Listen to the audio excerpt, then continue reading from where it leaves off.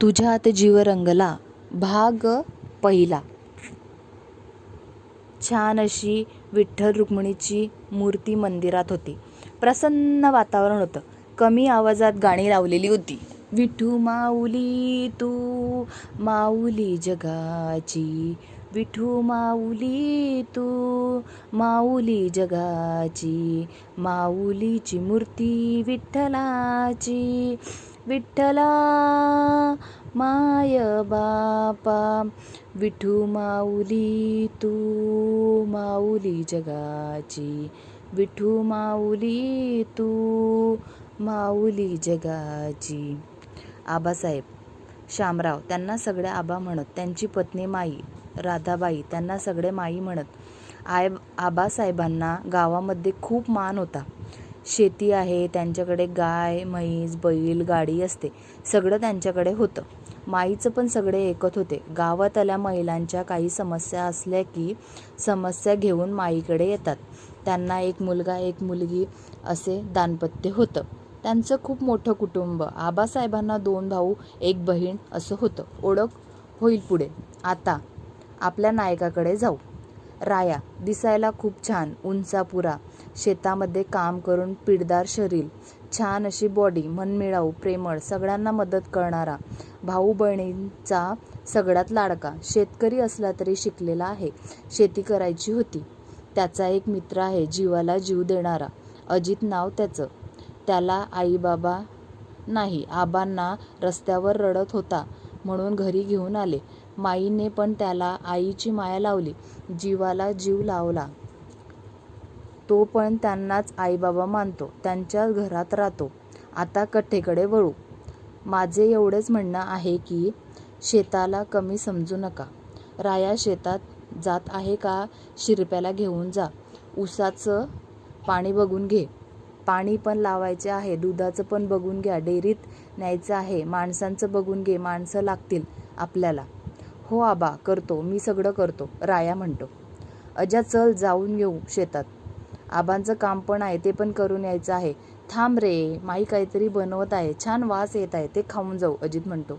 माई एवढे नोकर असताना तू का काम करत सगळं? बसत जा ना निवांत, राया म्हणतो. मला आवडतं प्रेमाने बनवून खाऊ घालायला, माई म्हणतात. माई एकदम बरोबर बोललीस बघ, मला पण खाऊ घाल, अजित म्हणतो. आई तर गिळायला पाहिजे फक्त. तुला काम करतो की नाही काय माहिती. आरती रायाची छोटी काकी म्हणते. त्यांना अजित आवडत नाही. रोडावरून उचलून आणलेला असं म्हणतात. त्या प्रॉपर्टीमध्ये त्याचा पण हिस्सा पडेल म्हणून त्यांना नको आहे तो. असं काय म्हणते ग, आपल्याच घरातला आहे ना तो, त्याच्यासोबत असं बोलणार का? राजश्री रायाची मोठी काकी. घ्या पण माईसारख्या मायाचा झरा आहे, खूप प्रेमळ आहे. कपटी कारस्थाने नाही आवडत त्यांना आणि नाही करत त्या. खूप साध्या आहे. अजितला पण घरातलाच मानतात. पोरं उठली का ऊन डोक्यावर आलीत, माईत म्हणतात. माईला सकाळी सकाळी लवकर उठायला लागत होते. विकास आले त्यांचं आवरून. जयश्री चहा नाश्ता आण ग, मला दुकानात जायचे आहे. माल येणार आहे. ते लोक लवकर येतात. त्याआधी दुकान उघडायला नको का, विलास म्हणतात. संजय पण आले नाश्ता करायला.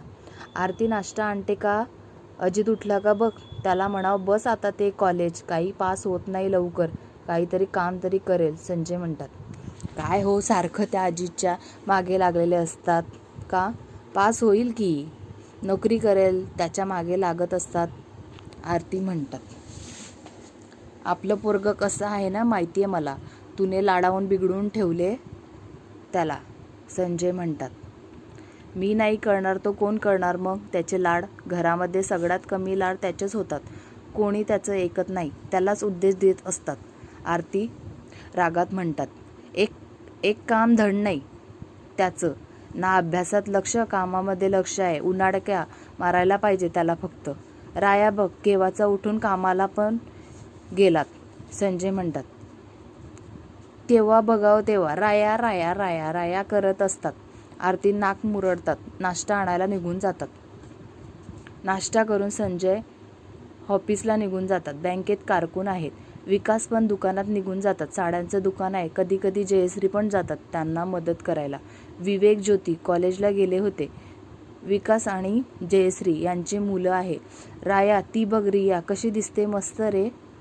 अजित म्हणालो, अज्या तुला किती वेळेस सांगितलंय पोरी टाकत बसत जाऊ नको. म्हणून चांगलं नाही वाटत ते. आपलं नाव आहे गावामध्ये. आबांना समजलं तर आपली वरात काढतील घरातून. राया म्हणतो, हो एकदम बरोबर आहे. नको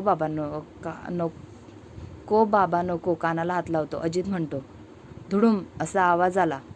बघू पुढे काय होतं ते.